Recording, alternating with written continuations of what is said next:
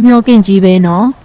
ဖော်ကင်ကဖော်ကားကိုဖော်ကိုမယ်ဖော်ကားကလည်းဖော်ကင်ကိုဖော်ကိုမယ်ဖော်ကင်နဲ့ဖော်ကားနဲ့ဘာညာပေါ့ အာလာလာလာ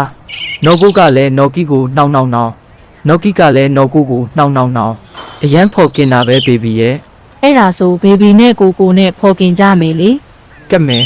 တရုတ်ဆောင်ချက်တွေအရန်ကောင်းတာပဲမင်းသမီးရဲ့ဒီနှစ်အကယ်ဒမီကမင်းသမီးလီလီယာမှာတေးချတယ်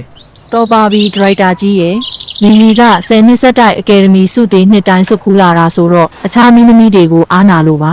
လီလီအရန်ပင်ပန်းနေလို့ပြန်လို့ရပြီလားဒရိုက်တာကြီး ရိုက်ရမယ့်အပိုင်းတွေတော့အများကြီးကြံသေးတယ်ဒါပေမဲ့မင်းသမီးလီလီပင်ပန်းရင်တော့ပြန်လို့ရပါပြီကြံတဲ့အပိုင်းတွေကိုနောက်ရက်မှဆက်ရိုက်ကြတာပေါ့ အဲ့ဒါဆိုလီလီပြန်တော့မယ်နော်ဒီနေ့အတွက်ရိုက်ခ3000ကိုလီလီဘန်အကောင့်လဲလွှဲလိုက်နော်ဟိုကောင်မမိသိန်းနေငါပစ္စည်းတွေသိမ်းပြီးလိုက်လာခဲ့ငါကားပေါ်ကစောင့်မယ်ဟုတ်ကဲ့ပါမမလေးလီလီမိသိန်းအကုန်သိမ်းပြီးလိုက်လာခဲ့ပါမယ်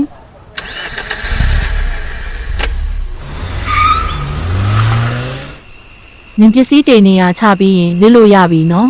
မနှက်ဖြန်ရွာဘက်သွားရမှာဆိုတော့စောလာခဲ့နောက်ကြရင်တော့နင်းကိုအလုပ်ထုတ်ပစ်မယ်အခုငါပင်ပန်းလို့နားတော့မယ်ဟုတ်ကဲ့ပါမမလေးလီလီကျမကိုလည်းမနဲ့ကြရင်ဒရိုက်တာကြီးနဲ့မိတ်ဆက်ပေးပါအောင်ကျမလည်းရုပ်ရှင်ထဲပါခြင်းလို့ပါနင်တော်တော်ပြောရဲဆိုရဲရှိတာပဲ